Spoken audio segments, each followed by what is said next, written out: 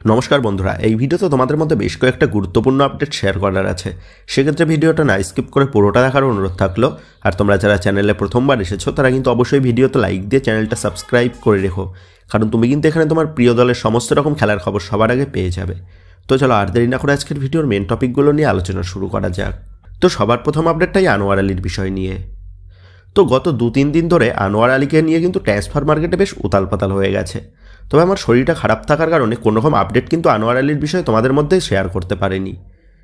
তো যাই হোক, বর্তমানে দাঁড়িয়ে আনোয়ার আলীর কেসটা যে পর্যায়ে দাঁড়িয়ে রয়েছে সেটা হচ্ছে মোহনবাগান ম্যানেজমেন্ট তারা কিন্তু আনোয়ার আলীকে এনওসি দেবে। তবে মোহনবাগান ম্যানেজমেন্ট আনোয়ার আলীকে এনওসি দেওয়ার জন্য তারা কিন্তু 15 থেকে 20 কোটি টাকা দাবি করেছে আনোয়ার আলী, রঞ্জিত বাজাজ এবং ইস্টবেঙ্গলের কাছ থেকে। তবে আগামী 10 তারিখের পর পিএসসি ফাইনাল অর্ডার দেবে, আর তারপরে কিন্তু আনোয়ার আলী অন্য কোনো ক্লাবে যোগ দিতে পারবে। তো এখানে মোহনবাগান আনোয়ার আলীকে তারা এনওসি দেওয়ার জন্য 15 থেকে 20 কোটি টাকা তারা দাবি করেছে। তবে মোহনবাগান ম্যানেজমেন্টকে প্রমাণ করতে হবে আনোয়ার আলীর জন্য তাদের কিন্তু এত টাকাই খরচ হয়েছে। আর যদি তারা প্রমাণ করতে পারে তাহলেই কিন্তু তারা 15 থেকে 20 কোটি টাকা, মানে যে টাকাটা তারা দাবি করেছে সেই টাকাটাই কিন্তু তারা পাবে। তো যাই হোক, মোহনবাগান আনোয়ার আলীর জন্য কম করে হলেও কিন্তু 10 থেকে 12 কোটি টাকা পাবেই। আর এই টাকার মধ্যে দিয়ে মোহনবাগান কিন্তু অন্য কোনো ভারতীয় ডিফেন্ডারকে রিক্রুটমেন্ট করেও তারা কিন্তু টাকা বাঁচিয়ে রাখতে পারবে। আর অবশিষ্ট টাকাটা কিন্তু আপকামিং জানুয়ারি ট্রান্সফার উইন্ডোতে মোহনবাগান ম্যানেজমেন্ট খরচ করতে পারবে। সেক্ষেত্রে আনোয়ার আলীর মোহনবাগানে থাকলেও কিন্তু মোহনবাগানের জন্য ভালো, আর সে মোহনবাগান দল ছাড়লেও কিন্তু মোহনবাগানের জন্য ভালো। অপর দিক দিয়ে রঞ্জিত বাজাজ সে আনোয়ার আলীর ডিলে মোহনবাগান ম্যানেজমেন্টের কাছ থেকে অতিরিক্ত টাকা কামানোর জন্য সে কিন্তু এই ড্রামাগুলো করেছে। কিন্তু শেষ পর্যন্ত অতিরিক্ত টাকা কামানো তো দূরের কথা, রঞ্জিত বাজাজকে কিন্তু এখন ফাইন গুনতে হবে, প্লাস দিল্লি এফসিকে কিন্তু ট্রান্সফার ব্যানও খেতে হতে পারে। অপর দিক দিয়ে রঞ্জিত বাজাজ সে কিন্তু আবার ইস্টবেঙ্গলকেও ফাঁসিয়ে দিল এই আনোয়ার আলীর কেসে। কারণ আনোয়ার আলীকে দলে নিতে গেলে এখন ইস্টবেঙ্গলকে ফাইন প্লাস আনোয়ার আলীর স্যালারিটাও কিন্তু দিতে হবে। সেক্ষেত্রে ইস্টবেঙ্গল যদি আনোয়ার আলীর ফাইনে কম করে 3 কোটি টাকাও দেয়, সেক্ষেত্রেও কিন্তু 3 কোটি টাকার ফাইন প্লাস আনোয়ার আলীর স্যালারি মিনিমাম 2 থেকে 3 কোটি টাকা কিন্তু দিতে হবে। মানে এক কথায় বলতে গেলে আনোয়ার আলীকে সই করতে হলে আনোয়ার আলীর জন্য কিন্তু প্রথম বছরেই ইস্টবেঙ্গলকে 5 থেকে 6 কোটি টাকার বেশি কিন্তু খরচ করতে হবে। আর একটা ইনজুরি পয়েন্ট কোনো প্লেয়ারের জন্য এত টাকা খরচ করাটা কিন্তু টু মাচ। আর মুম্বাই সিটি এফসি বা বেঙ্গালুরু এফসির মতো ম্যানেজমেন্ট তারা কিন্তু জানতো আনোয়ার আলীর বিষয়ে এইরকম ফ্যাসাদে পড়তে হবে, আর সেই কারণেই কিন্তু তারা আনোয়ার আলীর এই ডিলে ইনভলভ হয়নি। আর সেই কারণেই রঞ্জিত বাজাজ সে কিন্তু জেনে শুনেই নিতুদাকে এই ঝামেলার মধ্যে ফেলালো।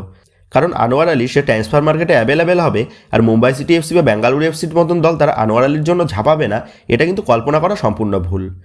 সেক্ষেত্রে এক কথায় বলতে গেলে আনোয়ার আলীর ডিলে মোহনবাগানের পৌষ মাস, আর আনোয়ার আলী সহ রঞ্জিত বাজাজ এবং ইস্টবেঙ্গল এই 3 পক্ষেরই কিন্তু সর্বনাশ। তো যাই হোক, আবার এমনটাও শোনা যাচ্ছে রঞ্জিত বাজাজ পিএসসির রায়ে সন্তুষ্ট না হলে সে কিন্তু আনোয়ার আলীর বিষয়টা ফিফা পর্যন্তও নিয়ে যেতে পারে। সেক্ষেত্রে ফিফাতে গেলে রঞ্জিত বাজাজকে কিন্তু আরও বেশি করে ফেসে যেতে হবে, প্লাস ফিফাতে গেলে আনোয়ার আলীর বিষয়টা কিন্তু আরও লম্বা চলবে। সেক্ষেত্রে আনোয়ার আলীকে কিন্তু বেশ কয়েক মাসের জন্য মাঠের বাইরেও থাকতে হতে পারে।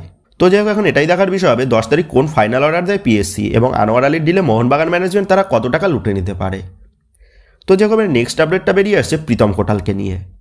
তো এই মুহূর্তে সকল মোহনবাগান সমর্থকদের মনের মধ্যে একটাই প্রশ্ন রয়েছে, আনোয়ার আলী তো প্রায় হাতছাড়া হয়ে গেল মোহনবাগানের, তাহলে আনোয়ার আলীর পরিবর্তে প্রীতম কোটালকে মোহনবাগান দলে নিয়ে আসার যে কথা হচ্ছিল সেই ডিলটা কত দূরে গেল। তো প্রীতম কোটালের বিষয়ে তোমাদের জানিয়ে দিই, আনোয়ার আলীর বিষয়টা মিটে গেলেই প্রীতম কোটালকে কিন্তু দলে চূড়ান্ত করে নেবে মোহনবাগান ম্যানেজমেন্ট। তো প্রীতম কোটালকে ছাড়ার জন্য কেরালা ব্লাস্টার এফসি ম্যানেজমেন্ট তারা কিন্তু মোহনবাগানের থেকে 2টো প্লেয়ারের দাবি করেছে, কিন্তু মোহনবাগান ম্যানেজমেন্ট তারা কিন্তু একটা প্লেয়ারও দিতে রাজি নয়। আর সেই কারণেই প্রীতম কোটালকে ট্রান্সফার ফি দিয়ে দলে নিতে চাইছে কিন্তু মোহনবাগান ম্যানেজমেন্ট। সেক্ষেত্রে আনোয়ার আলীর বিষয়টা মিটে যাওয়ার পরই প্রীতম কোটালের বিষয়ে ফাইনাল সিদ্ধান্ত কিন্তু নিয়ে নেবে মোহনবাগান। আর যেমনটা জানা গেছে আগামী 13 থেকে 14 তারিখের মধ্যেই প্রীতম কোটালের বিষয়ে কিন্তু ফাইনাল সিদ্ধান্ত নিয়ে নিতে চলেছে মোহনবাগান ম্যানেজমেন্ট। তো যখন নেক্সট আপডেটটা বেরিয়ে আসছে আজ মোহনবাগানের সিএফএল এর ম্যাচ নিয়ে। তো আজ মোহনবাগান দল সিএফএল এর ম্যাচে বেলা 3টে থেকে মুখোমুখি হতে চলেছে ইস্টার্ন রেলওয়ের বিরুদ্ধে।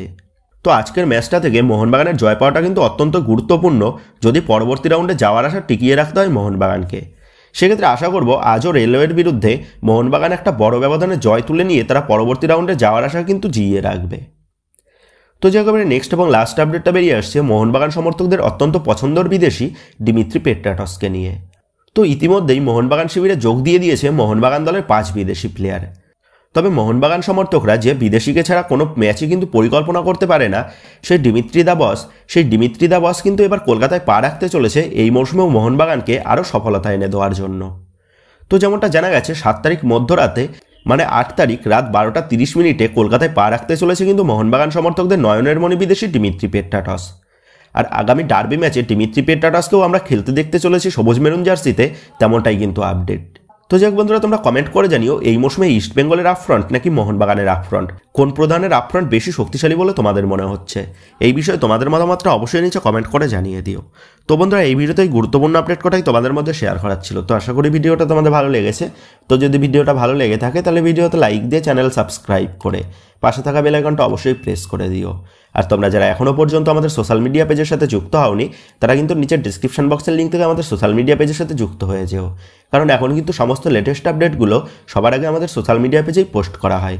আর তোমরা এখন ফেসবুক এবং ইনস্টাগ্রামে গিয়ে তোমরা আমাদের এই চ্যানেলের নাম লিখে সার্চ করলেও তোমরা কিন্তু আমাদের ফেসবুক এবং ইনস্টাগ্রাম পেজটাও খুঁজে পেয়ে যাবে।